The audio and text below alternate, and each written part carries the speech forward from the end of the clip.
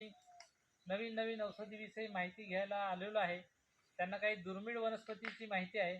आज आपण जंगल सफारीवर जात आहोत आणि ज्या काही औषधी मिळतील त्याचे आपण व्हिडिओ बनवू. तर मित्रांनो, आज मी ज्या रस्त्याने जात आहो त्या ठिकाणी आपल्याला हे भालूचा संडास, अस्वलाचा संडास दिसला बघा. हे दुर्मिळ आहेत. भालू आपल्या भागामध्ये दिसत नाही.